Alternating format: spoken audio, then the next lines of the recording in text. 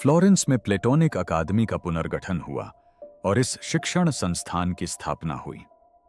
अब हम जानते हैं कि लियोनार्डो दा विंची को इस अकादमी में प्रवेश की अनुमति नहीं थी। क्या यह जॉन है या मारिया मैग्डलीन?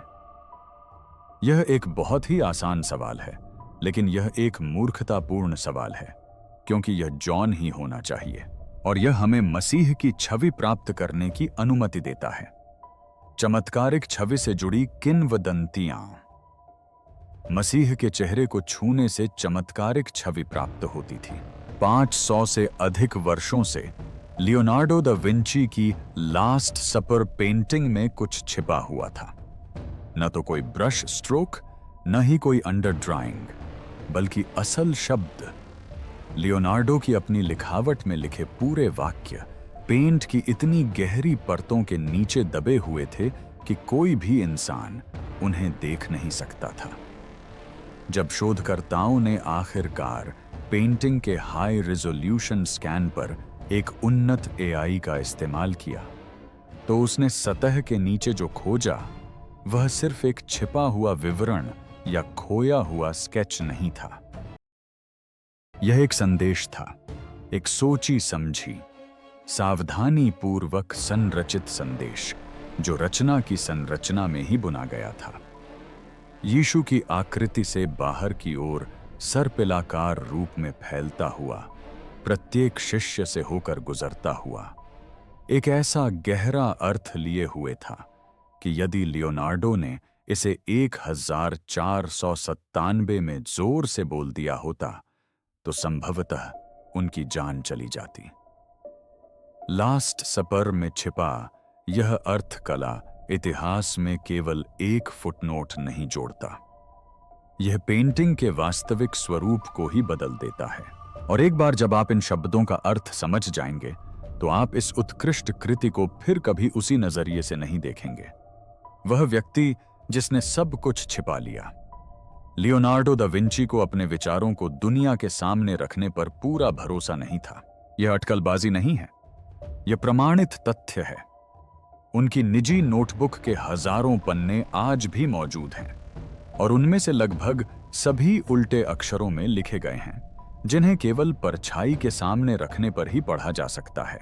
विद्वानों ने सदियों से इस बात पर बहस की है कि क्या यह बाएं हाथ के व्यक्ति की सुविधा थी या जानबूझकर छिपाने का प्रयास।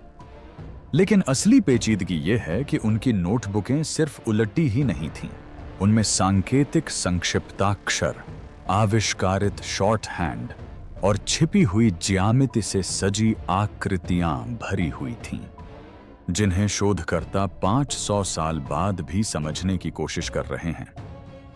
यह एक ऐसा व्यक्ति था जो विचारों को उसी तरह दफना देता था जैसे दूसरे लोग दरवाजे बंद करते हैं, और उसके पास ऐसा करने का ठोस कारण था। लियोनार्डो ऐसे युग में रहते थे जब कैथोलिक चर्च का ज्ञान, आस्था और सार्वजनिक अभिव्यक्ति पर लगभग पूर्ण अधिकार था। स्वतंत्र चिंतन, विशेषकर धर्म ग्रंथों या दैवीय सत्ता पर प्रश्न उठाने वाला चिंतन, न केवल विवादास्पद था बल्कि खतरनाक भी था। बाद में पृथ्वी के सूर्य के चारों ओर घूमने के सिद्धांत का सुझाव देने के लिए गैलीलियो को नजरबंद कर दिया गया। इसी तरह के विचारों के लिए जियोर्डानो ब्रूनो को जिंदा जला दिया गया। लियोनार्डो, जो पहले से ही अपनी अपरंपरागत जीवन शैली और अथक वैज्ञानिक खोज के कारण संदेह के घेरे में थे, गलत बात को खुलकर कहने की कीमत को अच्छी तरह जानते थे। इसलिए उन्होंने इसे गुप्त रूप से सांकेतिक भाषा में रंगों के माध्यम से व्यक्त किया। जब उन्होंने 1495 में द लास्ट सपर पर काम शुरू किया, तो उन्होंने एक ऐसा निर्णय लिया जिसने उनके समकालीनों को चकित कर दिया। गीले प्लास्टर पर रंग लगाने की मानक तकनीक, जो स्थायी रूप से जुड़ जाती है, के बजाय उन्होंने सूखे प्लास्टर पर तेल और टेम्पेरा के अपने मिश्रण के साथ प्रयोग किया। इसका परिणाम यह हुआ कि रंग अधिक गहरे और बारीक विवरण वाले हो गए, लेकिन पेंट लगभग तुरंत ही खराब होने लगा। कुछ दशकों के भीतर ही भित्तिचित्र उखड़ने लगा। अधिकांश कला इतिहासकारों ने इसे एक असफल प्रयोग माना है, लेकिन ज्यादातर लोग यह नहीं जानते कि लियोनार्डो की तकनीक ने कुछ ऐसा बनाया जो पारंपरिक भित्तिचित्र कभी नहीं बना सकता था। परतें, पेंट की कई भौतिक परतें, एक के ऊपर एक, जहां निचली सतह पर बने निशान ऊपर से पूरी तरह अदृश्य हो सकते थे। यह जानबूझकर किया गया था या नहीं, इस पर पीढ़ियों से बहस होती रही है, लेकिन एआई को अंततः उन परतों के नीचे जो मिलेगा, उसे देखते हुए यह प्रश्न पूरी तरह से महत्व प्राप्त कर लेता है। 5 शताब्दियों से अधिक समय तक मिलान के उस भोजनालय की दीवार पर द लास्ट सपर की पेंटिंग टंगी रही। प्रशंसा की गई, जीर्णोद्धार किया गया, तस्वीरें खींची गईं, विश्लेषण किया गया, और किसी को भी वह नहीं मिला जो उसके नीचे था। यहां तक कि उन भिक्षुओं को भी नहीं जिन्होंने उसके नीचे भोजन किया था। न तो वे पुनर्स्थापक जिन्होंने दशकों तक इसकी सफाई की, न ही वे विद्वान जिन्होंने इस पर हजारों पन्ने लिखे। लियोनार्डो ने जो छिपा रखा था उसे अंततः एक मशीन ने ही उजागर किया, और जो कुछ मिला उसकी शुरुआत शोर से हुई और अंत एक ऐसे वाक्य से हुआ जिसने कला इतिहास की नींव हिला दी। शोर या कुछ और।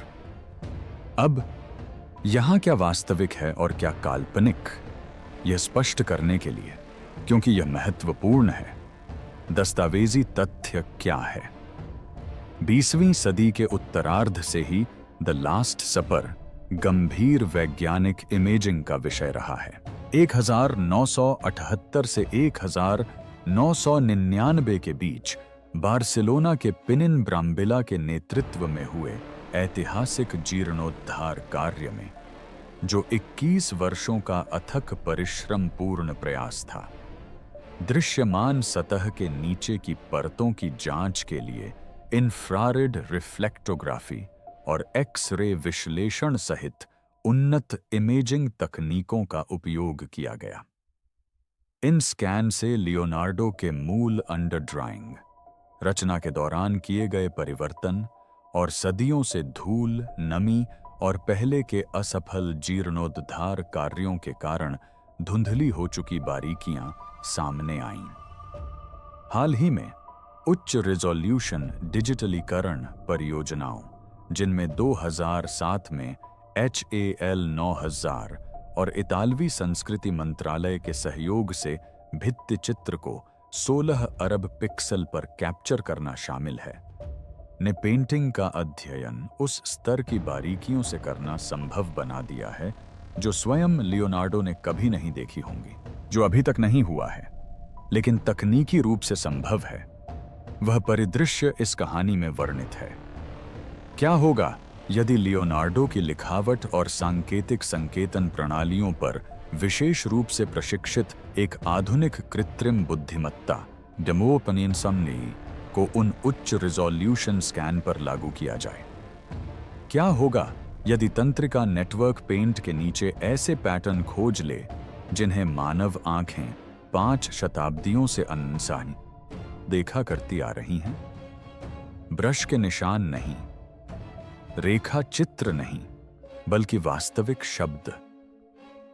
यही वह आधार है जिस पर आधारित हमारी परियोजना को हम दा विंची डिकोडेड कहेंगे, जो वास्तविक इमेजिंग क्षमताओं और वास्तविक एआई पैटर्न पहचान तकनीक पर आधारित एक काल्पनिक लेकिन वैज्ञानिक रूप से ठोस परिदृश्य है। इस परिदृश्य में टीम ने लियोनार्डो की मिरर स्क्रिप्ट, उनकी नोटबुक की संक्षिप्त लिखावट और उनकी झांत प्रतीकात्मक शब्दावली पर प्रशिक्षित एक तंत्रिका नेटवर्क में हाइपरस्पेक्ट्रल स्कैन डेटा डालना शुरू किया। पहले 2 हफ्तों तक सिस्टम ने कुछ भी उल्लेखनीय नहीं दिखाया। इमेजिंग में गड़बड़ी, प्लास्टर के क्षरण के पैटर्न, शोर, और फिर 19वें दिन सिस्टम ने एक असामान्य स्थिति का संकेत दिया। यीशु के पीछे दीवार के एक हिस्से में धुंधले निशानों का एक समूह, वही अंधेरा क्षेत्र जिसे डॉक्टर रॉसी फ्लोरेंस प्रयोगशाला में हफ्तों से घूर रहे थे। न ब्रश के निशान, न प्लास्टर की दरारें, कुछ और ही था पूरी तरह से। एआई ने इन चिन्हों को आकस्मिक क्षति के बजाय जानबूझकर लिखे जाने की 67% संभावना के साथ चिह्नित किया। यह संख्या स्क्रीन पर लाल रंग में चमक रही थी। रोसी ने उसे घूर कर देखा। फिर उसने फेरेटी को फोन किया। 67%। यह निर्णायक नहीं है, बिल्कुल भी नहीं, लेकिन बहस शुरू करने के लिए काफी है। टीम के वरिष्ठ इमेजिंग विशेषज्ञ मार्को फेरेटी ने चिह्नित क्षेत्र को देखा और अपना सिर हिलाया। उन्होंने सपाट स्वर में कहा, यह तो सफेदी है, प्लास्टर से रिसने वाले खनिज जमाव। उन्होंने इटली भर में खराब हो चुकी भित्ति चित्रों में इसे 100 बार देखा था। इसका कोई मतलब नहीं था। रोसी असहमत थीं। उन्होंने एक तुलना प्रस्तुत की।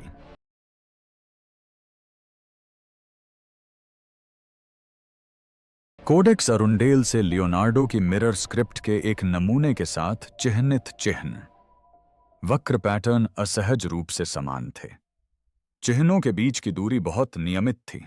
उन्होंने कहा कि सफेदी से अक्षरों के बीच एक समान अंतराल नहीं बनता और यह दीवार के अलग अलग हिस्सों में एक निश्चित अंतराल पर दोहराया भी नहीं जाता।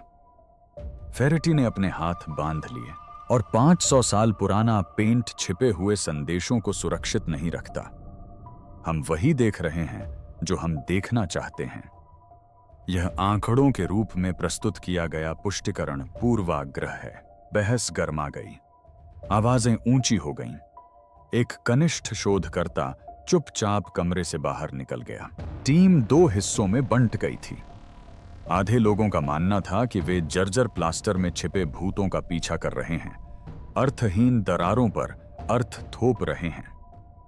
आधे लोगों को लगा कि वे एक सदी की सबसे महत्वपूर्ण कला खोज के कगार पर खड़े हो सकते हैं। वे एक बात पर सहमत थे, सार्वजनिक रूप से कुछ भी कहने से पहले उन्हें और अधिक डेटा की आवश्यकता थी। अगले कुछ हफ्तों में एआई ने अतिरिक्त खंडों को संसाधित किया। मेज के नीचे के छायादार हिस्से, पत्थर के मेहराब, शिष्यों के वस्त्रों की सिलवटें। और सबसे आश्चर्यजनक बात यह है कि एक ही प्रकार के निशान बार बार दिखाई देते रहे। हर जगह नहीं, बेतरतीब ढंग से नहीं, लेकिन कुछ खास जगहों पर बार बार दिखाई देते हैं। हमेशा रचना के अंधेरे, कम जांचे गए क्षेत्रों में। ऐसे क्षेत्र जहां लेखन की छिपी हुई परत के मरम्मत करने वालों द्वारा छेड़े जाने या नग्न आंखों से दिखाई देने की संभावना सबसे कम होती है। एआई के आत्मविश्वास स्कोर बढ़ने लगे। 71%, 78, 83। व्यक्तिगत पत्र प्रपत्र हल होने लगे। लियोनार्डो की मिरर स्क्रिप्ट के अनुरूप उल्टे अक्षर। सिस्टम ने उनकी झांत लिखावट से बढ़ती सटीकता के साथ मिलान किया। शोर के बीच से अलग अलग शब्द उभर कर आए। देखिए, उम्ब्रा, शैडो, वेरिटा, ट्रुथ, ट्रीटमेंटो, बिट्रेयल। फेरेटी ने बहस करना बंद कर दिया। उसने यह नहीं कहा कि वह आश्वस्त हो गया है, वह एकदम चुप हो गया। और कमरे में मौजूद सबसे मुखर संशयवादी की उस चुप्पी ने रोसी को वह सब कुछ बता दिया जो उसे जानना जरूरी था। वे खनिज भंडारों की खोज नहीं कर रहे थे, वे दुनिया की सबसे मशहूर पेंटिंग के नीचे छिपी लियोनार्डो की लिखावट को देख रहे थे। वे शब्द जिन्हें किसी को भी नहीं ढूंढना चाहिए था। यहीं से कहानी खोज से हटकर एक धमाके जैसी घटना में बदल जाती है। एआई ने केवल बिखरे हुए शब्दों को ही नहीं खोजा। जैसे जैसे अधिक खंडों को संसाधित किया गया, खंड आपस में जुड़ने लगे। छोटे छोटे वाक्यांश बने, फिर लंबे वाक्यांश। वे समझिए, एक एक करके। और जरा सोचिए, इन्हें बेतरतीब ढंग से नहीं रखा गया था। सिस्टम ने एक संरचनात्मक पैटर्न का पता लगाया। यीशु के दाहिने हाथ के पास से शुरू होकर बाहर की ओर फैलती हुई एक सर्पिल आकृति क्रम से प्रत्येक शिष्य के ऊपर से गुजरती है। इसका विन्यास स्वर्ण अनुपात के अनुरूप था। जो एक गणितीय सिद्धांत है जिसका लियोनार्डो ने अपनी रचनाओं में बार बार उपयोग किया था। शब्द केवल चित्र में छिपे नहीं थे, वे वास्तुकला की दृष्टि से इसमें समाहित थे। पहला पूर्णतः सुस्पष्ट वाक्य यीशु के ठीक पीछे दीवार पर अंकित था। लियोनार्डो की प्राचीन फ्लोरेंटाइन बोली से अनुवाद करने पर इसका अर्थ निकलता है, जब प्रकाश मनुष्य के हाथों को उजागर करता है तो सारा विश्वास नष्ट हो जाता है। रोसी ने इसे प्रयोगशाला में जोर से पढ़ा। किसी ने तुरंत प्रतिक्रिया नहीं दी। कुछ सेकंडों के बाद ही इसका निहितार्थ समझ में आया। इस पंक्ति से यह संकेत मिलता है कि जिसे लोग ईश्वरीय मानते हैं वह वास्तव में मानव निर्मित हो सकता है। स्वयं आस्था भी गहन जांच पड़ताल में धराशायी हो सकती है। ईसाई बलिदान के मूलभूत क्षण को दर्शाने वाली एक पेंटिंग के संदर्भ में यह संदेश एक खामोश बम की तरह था, लेकिन यह अभी भी सिर्फ एक पंक्ति थी। यह एक आकस्मिक विचार हो सकता था, नोटबुक में लिखी किसी बात का एक अंश जो रचना में समा गया हो, अभी तक कोई निश्चित पैटर्न नहीं बना हो। फिर यह दूसरा वाक्य यहूदा इस्करियोत की छाया के पास प्रकट हुआ। जो सत्य के साथ भोजन करता है वह अपने आप को धोखा नहीं देगा। तीसरा वाक्य पतरस के नीचे प्रकट हुआ। समझ के बिना शक्ति अंधापन है। थॉमस के पास, वह प्रेरित जिसने पुनरुत्थान पर संदेह व्यक्त किया था। प्रश्न करना पाप नहीं, बल्कि स्पष्टता का मार्ग है। प्रत्येक संदेश एक विशिष्ट शिष्य से जुड़ा था। प्रत्येक संदेश ने उस व्यक्ति की बाइबल संबंधी पहचान को आस्था के बजाय तर्क और संशय के दृष्टिकोण से पुनर्परिभाषित किया। हालांकि मामला इतना सरल नहीं है। ये धर्म पर हमले नहीं थे, ये चुनौतियों की तरह थे, मात्र विश्वास करने के बजाय सोचने के लिए आमंत्रण थे। लियोनार्डो मानो पेंटिंग में ही एक दार्शनिक ढांचा समाहित कर रहे थे, एक ऐसा ढांचा जो आज्ञा पालन से अधिक जिज्ञासा को महत्व देता था। और अधिकांश लोग यह नहीं समझते कि यह विचार कि मानवीय तर्क को संस्थागत सत्ता के साथ या उससे भी ऊपर स्थान मिलना चाहिए, प्रबुद्धता काल के दौरान अगले 250 वर्षों तक यूरोपीय विचारधारा का मुख्य धारा नहीं बना था। लियोनार्डो सिर्फ अपने समय से आगे ही नहीं थे, बल्कि वे एक बिल्कुल अलग सदी में काम कर रहे थे। रोसी के हाथ कांप रहे थे, डर से नहीं, बल्कि अविश्वास के साथ मिले एड्रेनालाइन के मिश्रण जैसी किसी भावना से। 22 वर्षों तक उन्होंने इस व्यक्ति के काम का अध्ययन किया था। 22 वर्षों तक उन्होंने शोध पत्र लिखे, सम्मेलनों में व्याख्यान दिए और अनुदान के लिए आवेदन दिए, जिनमें उन्होंने तर्क दिया कि लियोनार्डो की कला में अर्थ की कई परतें समाहित हैं, जिन्हें मौजूदा शोध ने अभी तक छुआ भी नहीं है। सहकर्मियों ने उनके सिद्धांतों को रोमांटिक बताया था, समीक्षकों ने उन्हें काल्पनिक करार दिया था। 2016 की एक विशेष रूप से आलोचनात्मक सहकर्मी समीक्षा में उनकी परिकल्पना को काल्पनिक बताया गया था, लेकिन ठोस सबूतों द्वारा समर्थित नहीं बताया गया था। उसने उस अस्वीकृति पत्र को 8 साल तक अपनी डेस्क के ऊपर पिन करके रखा था, और अब ठीक उसके सामने सुबह के 2:30 पर एक चमकते मॉनिटर पर सबूत अक्षर दर अक्षर सामने आ रहे थे। वह महज एक खोज की साक्षी नहीं बन रही थी, वह देख रही थी कि जांच में निष्कर्ष खरे उतरते हैं या नहीं, और उसका पूरा करियर या तो सही साबित होगा या बर्बाद हो जाएगा। तभी एआई ने कुछ ऐसा खोजा जिससे कमरे का माहौल पूरी तरह बदल गया। भित्ति चित्र के निचले दाहिने हिस्से में शिष्य के पैरों के पास पेंट की कई परतों के नीचे सिस्टम ने एक लंबा अंश तैयार किया। सत्ताधारी लोग सत्य को पत्थरों के नीचे दबाकर रखेंगे जब तक कि भविष्य की निगाहें उसे उजागर न कर दें।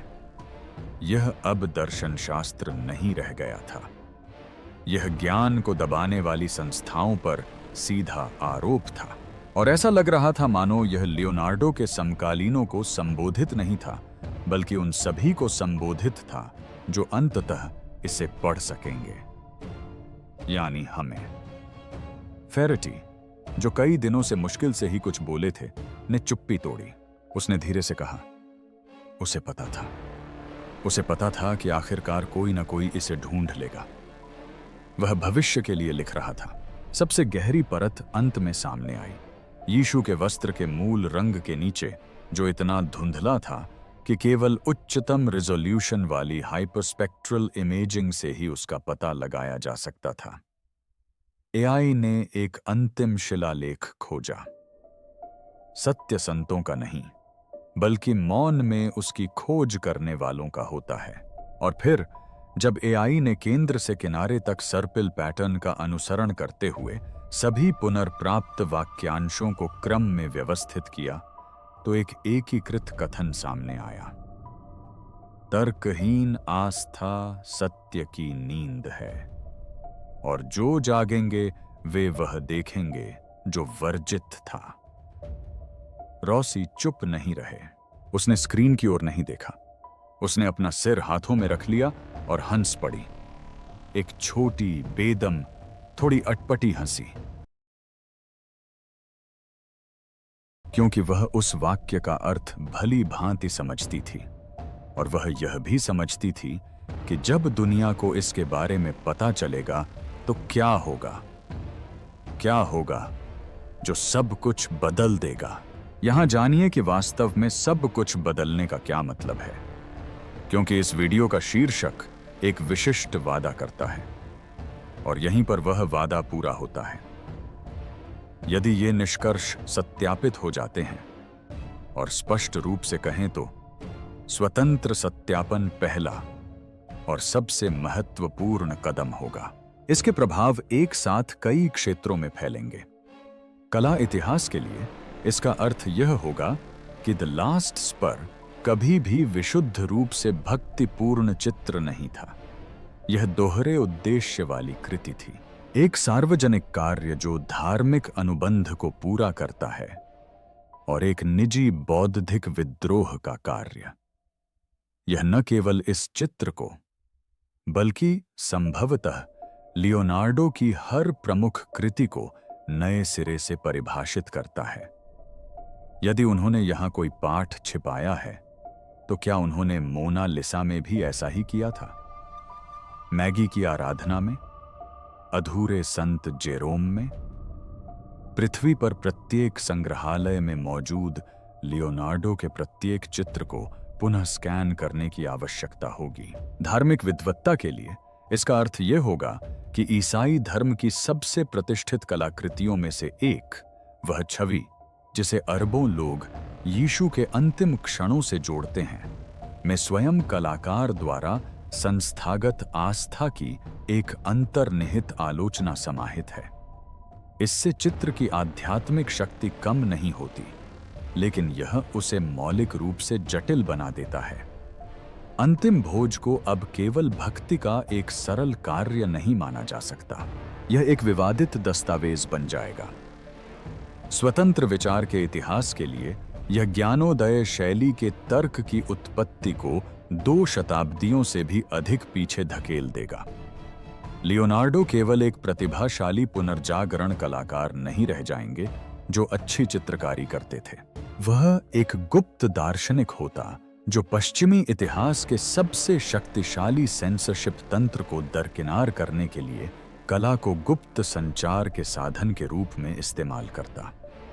पाठ्य पुस्तकों को फिर से लिखना पड़ता, संग्रहालयों की पट्टियों को अद्यतन करना पड़ता। पुनर्जागरण काल को जिस तरह से पढ़ाया जाता है, यानी चर्च के संरक्षण में कला का उत्कर्ष, उसमें इस संभावना पर भी विचार करना होगा कि इसका सबसे महान कलाकार चुपचाप उसी संस्था के खिलाफ काम कर रहा था जिसने उसे भुगतान किया था। निःसंदेह किसी पेंटिंग पर अब तक का सबसे सनसनीखेज आरोप यही है।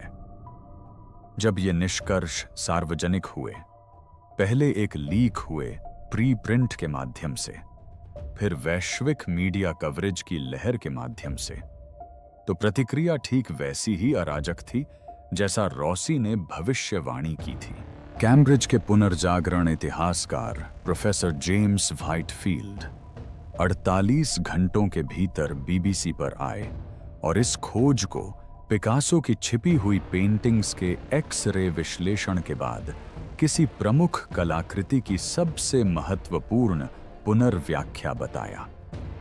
उन्होंने तर्क दिया कि सर्पिल संरचना और स्वर्ण अनुपात संरेखण के कारण अनियमित क्षरण की संभावना लगभग न के बराबर है। वेटिकन की प्रतिक्रिया 3 दिन बाद आई, जिसमें पोप की संस्कृति परिषद ने सावधानीपूर्वक शब्दों में बयान जारी कर इस उल्लेखनीय तकनीकी उपलब्धि को स्वीकार किया और साथ ही जल्दबाजी में निष्कर्ष निकालने से बचने की चेतावनी दी, क्योंकि इससे पवित्र कला की आध्यात्मिक विरासत को गलत तरीके से प्रस्तुत किया जा सकता है।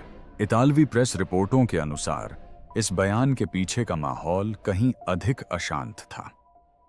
मिलान में खबर सामने आने के बाद पहले शनिवार को सांता मारिया डेले ग्राजी के बाहर लगभग 300 लोगों की भीड़ जमा हो गई, जो 2 हिस्सों में बंटी हुई थी। एक हिस्सा मूल स्कैन को सार्वजनिक करने की मांग कर रहा था, जबकि दूसरा हिस्सा ऐसे बैनर लिए हुए था जिन पर लिखा था, अंतिम भोज को शांति से रहने दो और विश्वास कोई डेटा सेट नहीं है।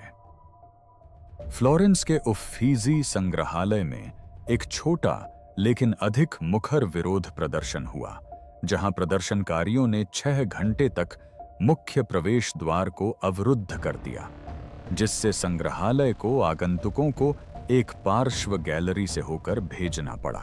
इतालवी पुलिस ने आखिरकार प्रवेश द्वार खाली करा दिया, लेकिन प्रदर्शनकारियों और पुनर्जागरण संग्रहालय के बीच खड़े पुलिस अधिकारियों की तस्वीरें कुछ ही घंटों में वायरल हो गईं। ऑनलाइन प्रतिक्रिया और भी तीव्र थी। #दा विंची डिकोडेड लगातार 11 दिनों तक विश्व स्तर पर ट्रेंड करता रहा। षड्यंत्र सिद्धांतकारों ने दावा किया कि इन संदेशों से साबित होता है कि लियोनार्डो किसी गुप्त समाज का हिस्सा थे।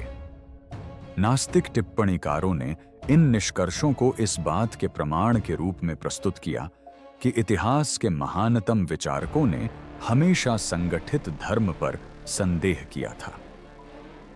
धार्मिक टिप्पणीकारों ने पलटवार करते हुए कहा कि क्षतिग्रस्त प्लास्टर की कृत्रिम बुद्धिमत्ता द्वारा की गई एक काल्पनिक व्याख्या को सत्य की तरह माना जा रहा है, जो उनके अनुसार घोर विडंबनापूर्ण है। फेरेटी, जिन्होंने शुरुआत में इस परियोजना के सबसे मुखर संशयवादी के रूप में कार्य किया था, इसके सबसे प्रभावी सार्वजनिक रक्षक बन गए। ला रिपब्लिका के साथ एक साक्षात्कार में उन्होंने कुछ ऐसा कहा जिसने शोर शराबे को दरकिनार कर दिया। लोग भयभीत हैं क्योंकि उन्हें लगता है कि इससे आस्था कमजोर होती है। ऐसा नहीं है।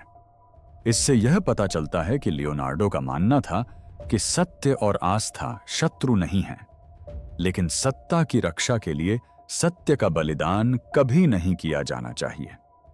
यह कोई धर्म विरोधी विचार नहीं है, यह एक अत्यंत नैतिक मुद्दा है। टीम ने अपना पूरा डेटा सेट, प्रत्येक स्कैन, प्रत्येक AI कॉन्फिडेंस स्कोर, प्रत्येक अनुवाद खुली पीयर रिव्यू के लिए जारी किया। कुछ ही हफ्तों में MIT, एम्स्टर्डम विश्वविद्यालय और क्योटो विश्वविद्यालय के स्वतंत्र विश्लेषणों ने पुष्टि की कि ये निशान प्राकृतिक प्लास्टर क्षरण के साथ सांख्यिकीय रूप से असंगत थे। बहस अभी खत्म नहीं हुई थी, लेकिन अब यह सवाल बदल गया था कि क्या यह सच है, से लेकर इसका मतलब क्या है। शुरुआती खोज के 6 सप्ताह बाद एलेना रॉसी ने कुछ ऐसा किया जो उन्होंने वर्षों से नहीं किया था। वह मिलान गईं, सांता मारिया डेले ग्राजी के भोजन कक्ष में गईं और अंतिम भोज की तस्वीर के सामने खड़ी हो गईं। न तो कोई स्कैन, न ही कोई डिजिटल ओवरले। दीवार पर 500 साल और 28 दिन बीत जाने के बाद भी वह पेंटिंग फीकी पड़ गई थी। उसमें दरारें पड़ गई थीं, जगह जगह पैच लगे थे, और फिर भी किसी तरह उसमें गजब का आकर्षण बरकरार था। कमरा शांत था, मानो श्रद्धा से भरा हुआ हो। पर्यटकों का एक छोटा समूह पास ही खड़ा था, फुसफुसाते हुए और तस्वीरें खींचते हुए। वे नहीं जानते थे कि वह कौन थी, वे नहीं जानते थे कि उसे क्या मिला था। वह यीशु के पीछे दीवार के उस अंधेरे हिस्से को घूर रही थी, ठीक उसी जगह पर जहां से 3000 मील दूर तहखाने की प्रयोगशाला में एक कृत्रिम बुद्धिमत्ता एई ने पेंट से हस्तलेख को उकेरा था, जिसे 15वीं शताब्दी के बाद से सूरज की रोशनी नहीं मिली थी। जहां वह खड़ी थी वहां से उसे कुछ भी दिखाई नहीं दे रहा था। बस परछाइयां, बस उम्र, बस एक दीवार जो इटली के हर पुराने चर्च की हर बूढ़ी दीवार जैसी दिखती थी। यही असली बात थी। उसे एहसास हुआ, यही तो असली मकसद था। लियोनार्डो ने इसे अदृश्य बना दिया था, इसलिए नहीं कि यह संदेश उनके समय के लिए बहुत खतरनाक था, हालांकि यह बिल्कुल खतरनाक था, बल्कि इसलिए कि उन्हें एक दृढ़ विश्वास था, मानो भविष्यवाणी हो, कि एक दिन दुनिया में इतनी पैनी नजर विकसित हो जाएगी कि इसे खोज निकाला जा सके। उन्होंने यह पेंटिंग मिलान के ड्यूक के लिए नहीं बनाई थी, जिन्होंने उन्हें यह काम सौंपा था। उन्होंने भिक्षुओं के लिए चित्रकारी नहीं की। एक बार फिर शिष्य दरवाजे पर जमकर बैठ गए। वह रुकी और एक बार फिर पीछे मुड़कर देखा। शिष्य अपनी मेज पर स्थिर बैठे थे। यीशु केंद्र में शांत, ज्ञानी अवस्था में बैठे थे, और कहीं सतह के नीचे 40 वाक्य अंधेरे में छिपे हुए थे, जैसे 5 शताब्दियों से छिपे थे, और शायद 5 और शताब्दियों तक छिपे रह सकते थे।